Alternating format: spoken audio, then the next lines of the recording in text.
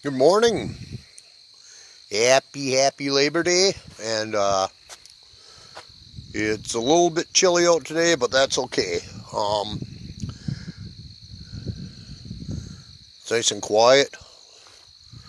It's a little bit chilly, so I have a little more laid back video now that I have ample time. So this week was pretty hectic for us. We did a lot of canning. Last year we had 299 jars that we finished at, and we're far from over. And currently we are sitting at 240. So, that being an aspect, yeah, you can tell it's a little chilly. I got long sleeves on today. Oh well. So anyway, we got plenty left in the garden. Show you what's going on. It's starting to see the fall a little bit. So, we can kind of walk you back through a few other projects we decided to add on to. So before we get to the garden, it is Menards had with their 11% rebate, and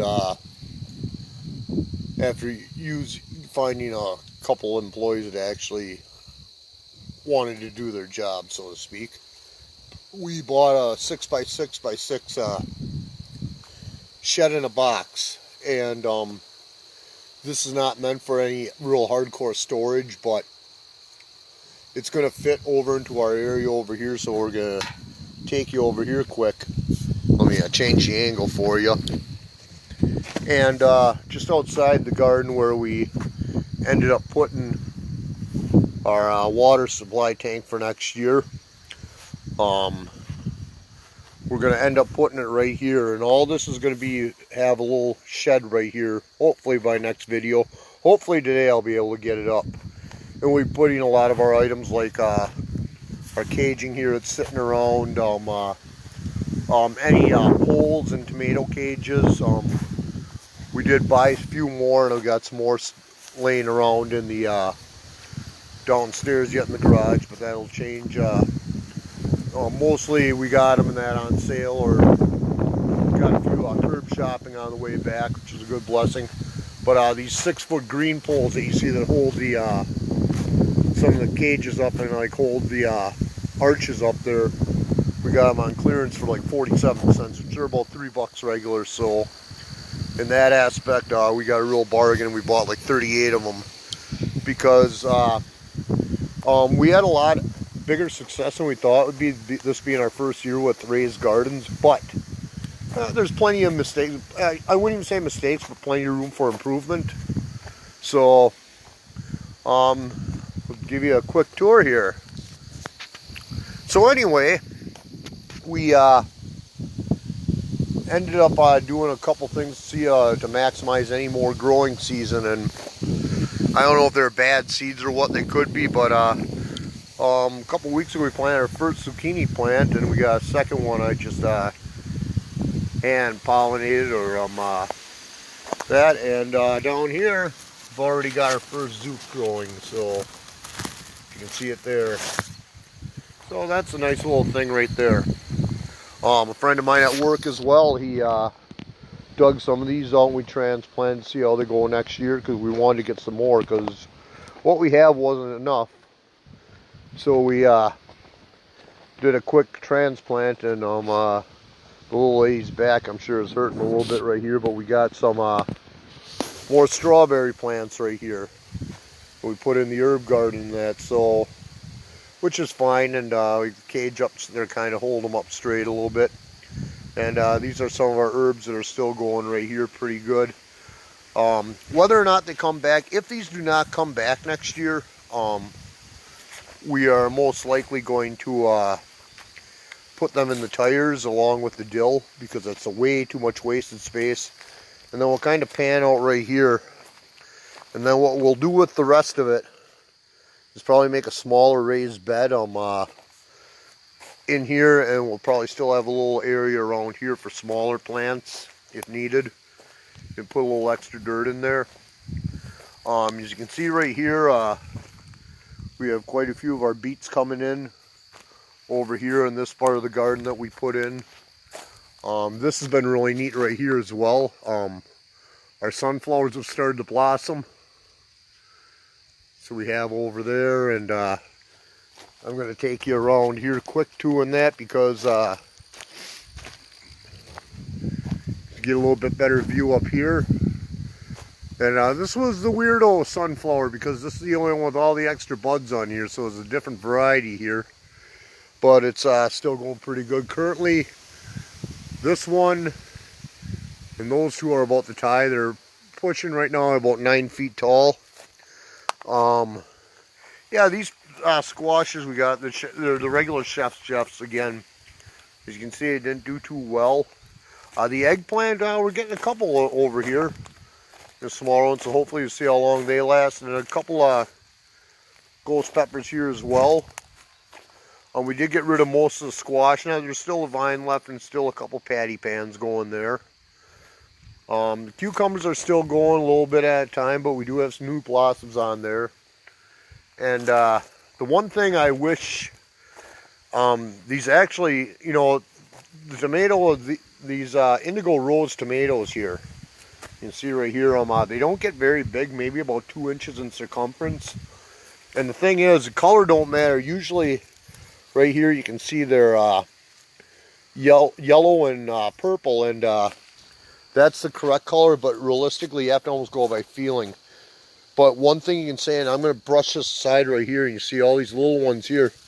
If you look hidden down there, I mean, these things are just fantastic. I would say we probably canned 30 pints of salsa just on these 3 plants alone, and they're far from done. So that's definitely a lot of, there's nothing special about the tomatoes by the taste. I mean, just being quite honest, they're not bad, but they're nothing really to give you a wow factor on. So, but the redeeming thing is, with just 3 plants, you know, that's an average of 10 pints of product that we've canned off of each plant. So, I mean, that's not bad for a tomato that size, and they're far from done, as you can see. Going down here, we've had a lot of our jalapenos do pretty well. And you can see right there, they're still far from being finished growing. And for the tomatoes, though, the Romas, these were actually La Romas, as it was put on the label. And I'm thinking they're a different variety than the regular Romas. And the reason is because they're more like the consistency of a regular tomato, like an early girl or something. But to me, they're kind of a waste. There's a lot of messing around on space we could use a little bit better. So we're thinking we're probably not going to do those next year. These green peppers, we've probably taken a good 12 pounds off of about 6 plants so far, and they're still far from done. As far as taste goes, for more of a mild chili, these chilies I wasn't too impressed with, but they're still growing quite a bit to pick off, and they got a lot of flavor. Not a real deep spice, but a really good flavor. These little sweet bananas, though, these right here, believe it or not, we picked them twice last week, and they're still budding fine. They're still growing, and within a week there'll be enough to take probably another 2 pounds off this little strip right here. So these right here were fantastic, and they're really good in everything we put in. Over here, our hot peppers, they're really starting to go now. If you go down here, you can see our scorpion peppers, and those have been going pretty good. I almost have enough. I pretty much have enough for a full dehydrator now, between them and the other ones. These basket of fires right here, these are relentless like you wouldn't believe. You can see right here. Now these were just picked about a week ago.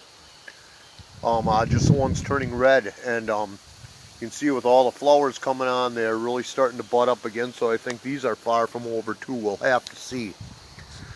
But very spicy. You do not need a lot, and well worth it. It's a very compact plant. They get about 1 foot tall. These are actually full grown, but they could have bushed out a little bit more. If we do these, we're having serious thought about putting these into containers, because this is a lot of space in the raised bed that we could be reclaiming right now. And this is currently 12 plants. The okra, this stuff has been awesome. That's actually kind of big. And, you know, we've been pulling about 2 to 3 pounds up to 4 pounds a week off of these. I do have to do a little more researching because there's a couple conflicting things I've seen online. So whether how high to let the plants go or do we prune them back or not. But it's strange because they always say 3 to 5 inches about the most you want your okra. And otherwise it gets woody. And it does around 6 to 8 inches. But something like this. No, this is probably about 10 inches right here. This big one here. And this has actually tasted pretty good. And blended well with the chili and filler for a spaghetti sauce. You can tell too, I didn't bring this up for a while, but Jeannie's lilac bush has made it pretty good, so looking forward to seeing that thing grow next year pretty good, as well as our other raspberry bushes too. The 2 ones here. The trees we bought after 2 years, you can see over here by the chairs there and right there, our peach trees. We probably got about 2 feet growth off of them this year. And this one in particular may have to be staked and roped up a little bit for this year to grow a little straighter. But again, they're $12 trees. They're regular 70 bucks in clearance for $12 out, so we took a chance and got them back to health. The pear tree seedlings here, these are probably about 2 years easily, possibly 3, and they planted fantastic. They're nice and sturdy. We will not even have to rope these this year. And the same goes with the cherry trees over there. Very straight and upright. And moving over here, I just took, we can get a little bit better view of the regular Trinidad scorpions down there. You can see a bunch of them growing. And some of our habaneros are starting to take pretty good. You see there's a couple I missed down there yesterday, so I'll be out here picking for a while when I get time today. And again, our Thai dragons are starting to really go good. And they're usually a smaller plant, but you can tell right by the size of my finger, they're somewhere quite big. So we're really happy with how those turned out. And then our chocolate Trinidad scorpions, that's a beautiful specimen right there. And we'll be dehydrating some of them. I usually choose dehydrating for a lot of hot peppers because they do not go bad, and you take care of a bunch at once. And it's something you don't really want to sit there and add a whole lot. We were at a farmer's market one day about a month and a half ago, and a lady said to a quart she puts a full Carolina Reaper pepper. And I'm like, I hate to say this, if you've ever had a Carolina Reaper, you put a full one in there, that thing's going to make those things almost inedible to the average person. So, but whatever, I know, so maybe she does, maybe it's a smaller one, maybe it's unripe, who knows. I got my own, so I'm really not going to waste my money on $8 for a quart of pickles. So getting back to the okra, this will give a little bit nicer view of it. And yeah, we got some nice ones right here. These seem to be, the more you pick them, the more they produce. And right now you're looking back here, I'll pan back a bit. This is, if I had to guess, about 20 plants right here. And this has actually been, aside of having enough okra to do 2 rounds of chili, 2 rounds of spaghetti sauce, and this will actually probably be cut right up in regular canned okra as it is right now, which we've gotten like 3 pints off of right now. So it takes up space, very healthy though. And this is the red burgundy German giant okra that you see right here that we're growing. And the flowers are really awesome looking when they do open. You see them at different stages here. And then when the flower breaks off, that's when the bud comes right there. It becomes the okra. They start green and turn red, and a lot of them actually turn green when they cook too, which is kind of weird. They have a really nice color and shading on there. You look at on the top right there, you know, they have a lot of all good buds going on and branching out. Supposedly this plant gets about 8 feet high, so we'll have to see. Second crop of dill, you know, we really don't need it, but we'll save it anyway. You know, get time to at least powder it up and make some nice dip out of it.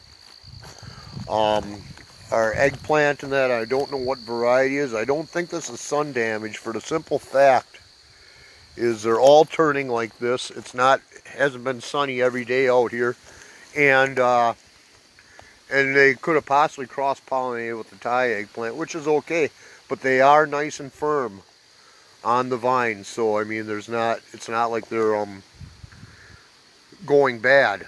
We did pull out all the dill we had here, which is behind here. And another success we had, we finally got the second one down there to do, but this is our best grapevine we got that we trained from just a little pack this year. And very putsy, but it'd be nice when they all come in next year, if they do. If not, we will gladly use this wire that goes about 20 feet this way and about 25 feet around to grow something else on a vine, whether it's loofahs or whatever. We'll have to see. We did get rid of a couple watermelons that had blossom end rot, but we had a couple and these I don't think these were really specific to the climate, so they weren't happy. These sugar babies over here you can see in the background, that one in front right there is probably about 8 inches high.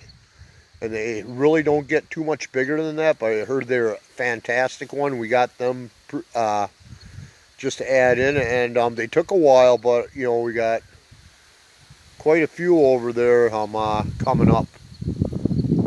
And they're pretty much easy to see which ones will make it and which ones won't, so you can pick them off so the energy can be sent to the other ones. Our blue Hubbard squash, out of 6 plants I think we had, we got 2 out of 1. Which is an extremely ugly squash. Kind of looks like a elephant man head or whatever there. And we got another one over there, so we'll have to see how they go. Our Cushaw pumpkins, we took the 3 biggest ones off, and we got 3 more growing still. Let's see, there we are on the vine. Then one over there. But as you can see right now, this vine, this started over here, this plant, and this vine goes all the way. This is one plant. And I'm really thinking I may actually add to the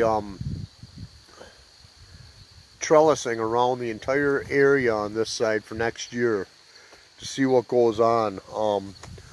These pumpkins right here, all these were wild. We tilled it all in and they came up on their own from the kids from last year. So this is like the second year in a row we got pumpkins without no seeds, no planting whatsoever. And then we also had our rogue tomato plant that's actually starting to get a couple. Not much, but these are actually one tomato plant we didn't buy this year. And they are the cherry pear tomatoes. They end up yellow in that, and they kind of see them starting to turn right there, and they look like little pears. A little different. We still have more growth on this Cushaw right here, and yeah, so I mean we still have a jungle out here. But getting out here, I use my hand on, put my hand up against the pumpkin, see about the rough size.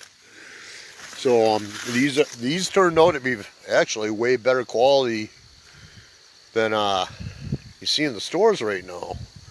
So good bonus. We did take a couple cantaloupe off, and you bear in mind that one of the main mistakes we made with a lot of the garden is not protecting it as good as we should have. But we do have a couple cantaloupes growing yet over here.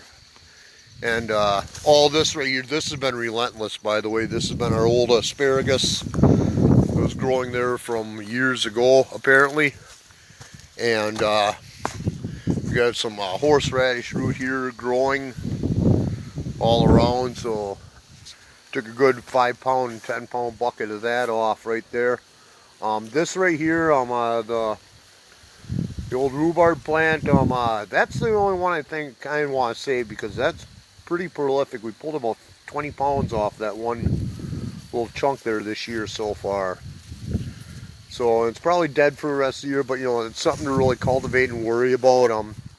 Most likely in this area, I'm going to try and get rid of as much of that as possible because it's more food space for us.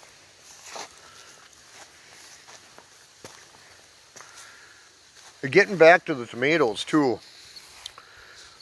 Another thing too, with the aromas, like I said, there wasn't a lot of substance in there.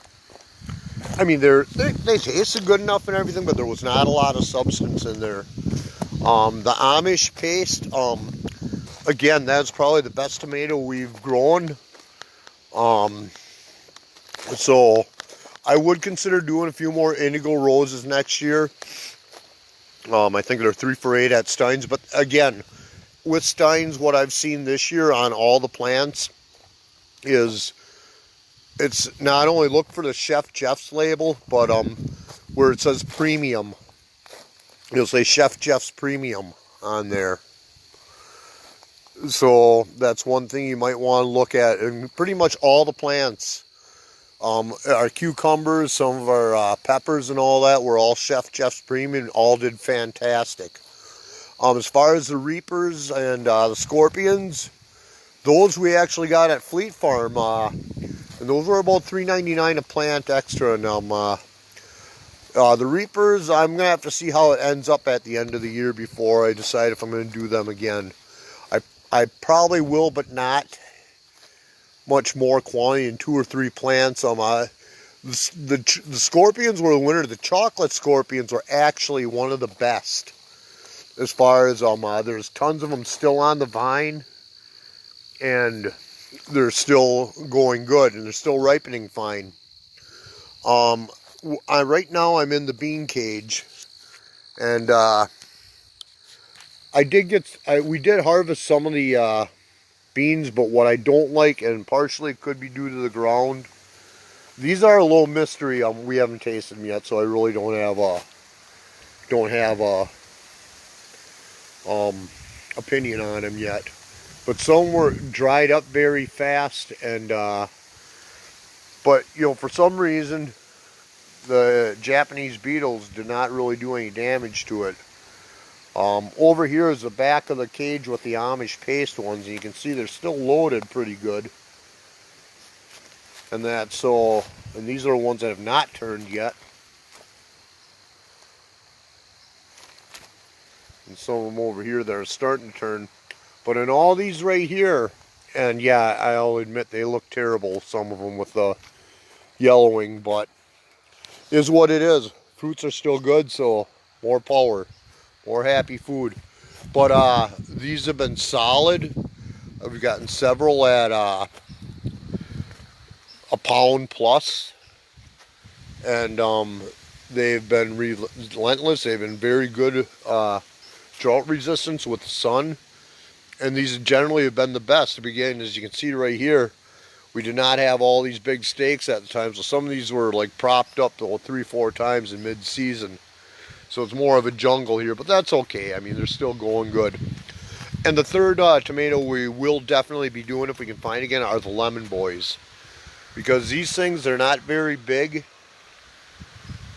No, they're an average size tomato, but boy, when they come and they ripen fast, you can pull these off the vine and they will ripen. I can grab one right now, right here. This is basically mostly green yesterday, but that's about the ripeness of a lemon boy, what they look like. And they have a very unique taste to their own, and very prolific. I'd say about 20 to 25 per plant. We've done some other stuff with this too, with just salsa and everything with these things, and little experimenting on canning and all that, and again, they turned out fantastic. Canning though, they are a bit low in acid, so you might want to add some lemon juice to it and see and that should help anything missing. And I'm trying to think what else we have. The one thing too with our loofah gourds down on the patio, and I haven't spent a lot of time up there lately. We're pulling probably about 20 of them that are growing right now. Most of them 11 inches and more.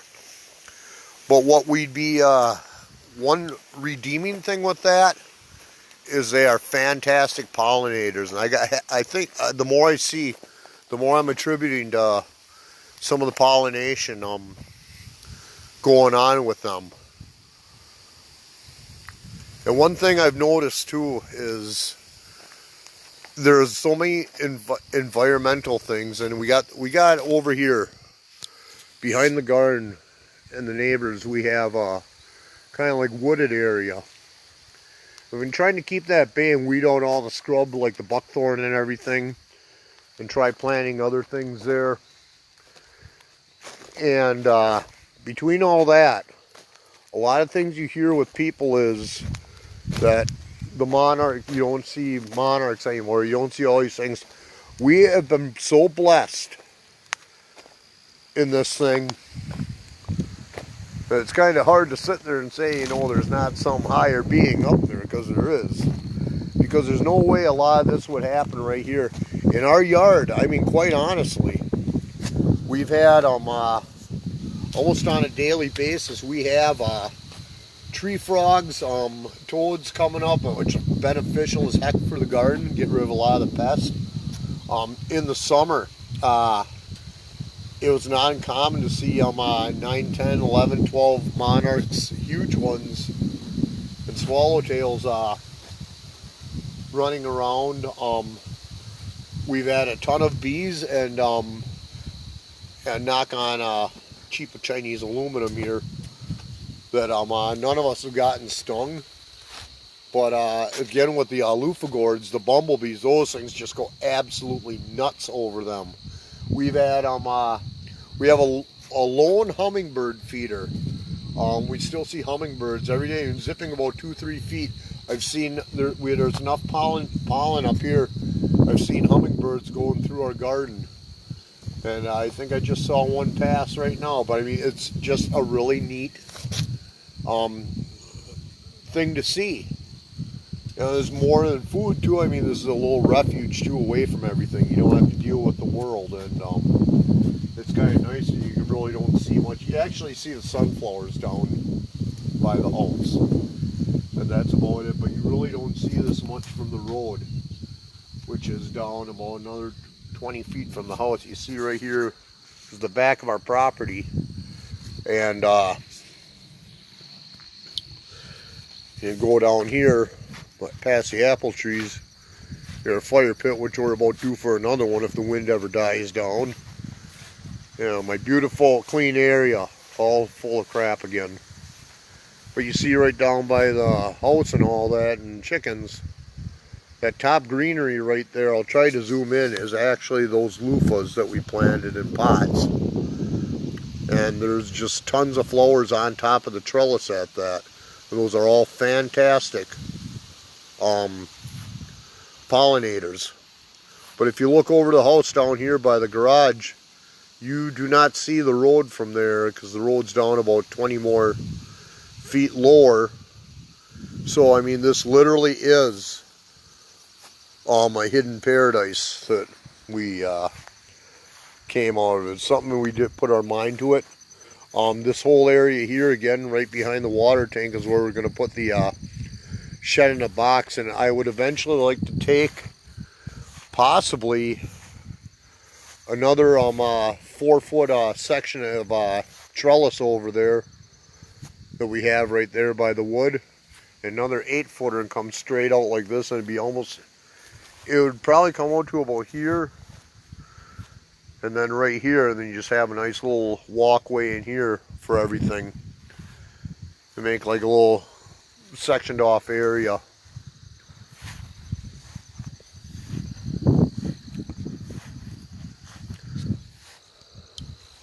So all in all, so far it's been pretty cool doing this. I look forward to really improving next year.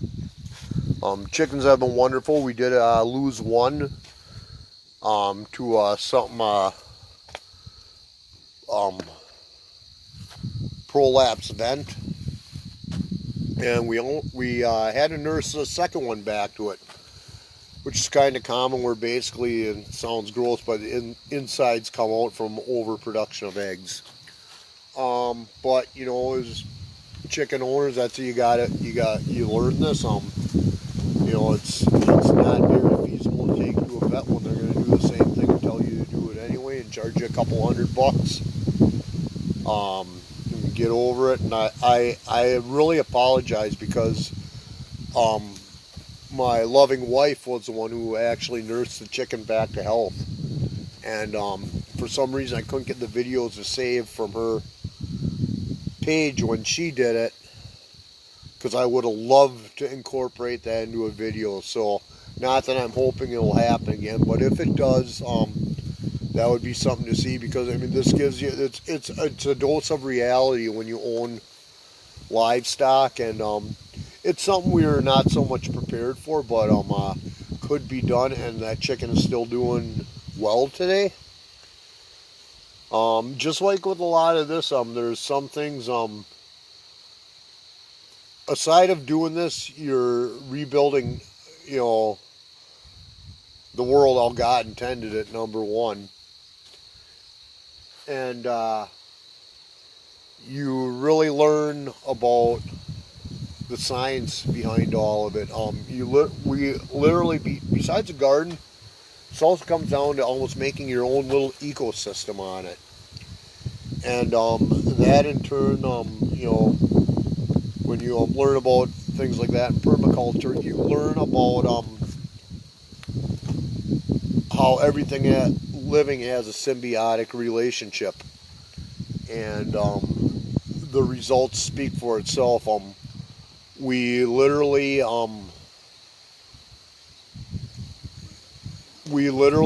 expected a lot less out of what we did, this being our first year doing all this. And as you can see, we still have ample more, probably another couple months easily of harvesting different things. And you know, it'll slow down eventually, and it's nice, but it's been awesome. But honestly, I'm not gonna lie, we're running out of canning jars, and you can only do so many things with tomatoes. So now we got to experiment things like tomato jelly or something. But it's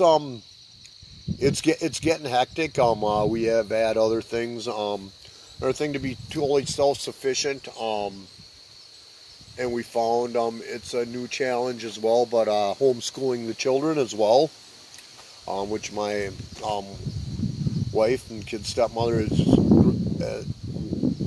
has offered to do it, and she's doing a fantastic job, and I am very grateful for that. The improvement, the joy you see when you see kids doing work and learning about things they'll never learn about in school because it's deemed important, and for the most part because we live in a society of instant gratification, and that, we don't need, I saw something on Facebook one time, and it was a real smart ass comment, but it is so true, where some dingbat lady will sit there, I don't see why we need farmers and growers for, can't you buy it at the grocery store? I could spend a lot of time on that one. I'm not even going to entertain. If you got to explain that to somebody, I think they're pretty much a lost cause. And I think that's what a lot of it is with the world too, in that having a lost cause for stuff. And it's not a good thing, but you can only take care of your own. You can only take care of your own family or clan or whatever, what you choose to call it.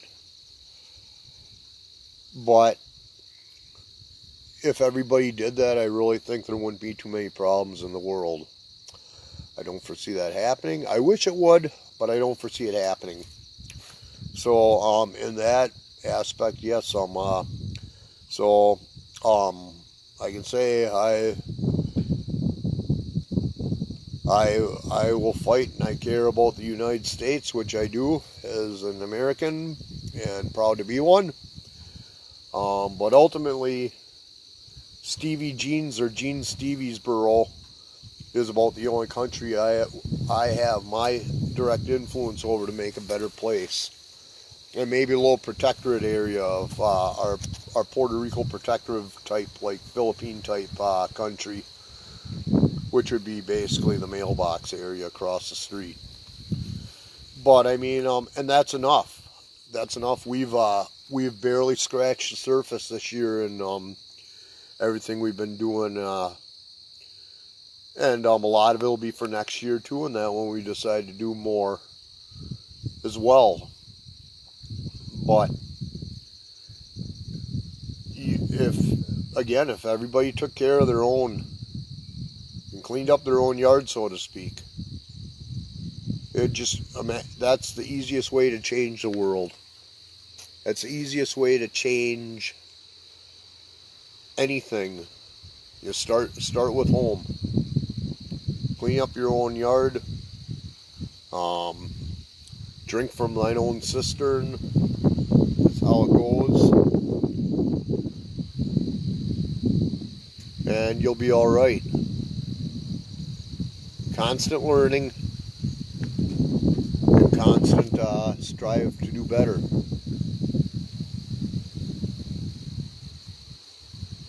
So I hope everybody has an awesome Labor Day.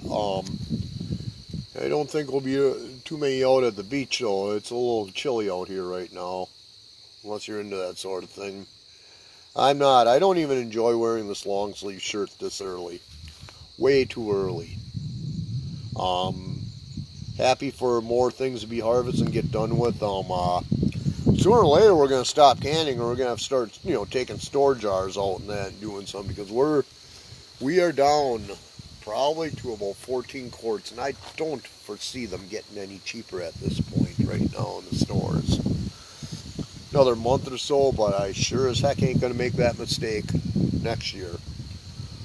We've ended up having to purchase, if I had to guess, probably about 7 cases of half-gallon jars for storing dry goods and dehydrated stuff and mixes. And I hate to say it, but unless there's a sale, we're probably going to end up spending about 4 more eventually by the time we're done. Quart jars, wide mouths are good, but honestly, I really would like to avoid the wide mouths, because that seems to be the thing that everybody's going for. They're pricier. The lids are pricier.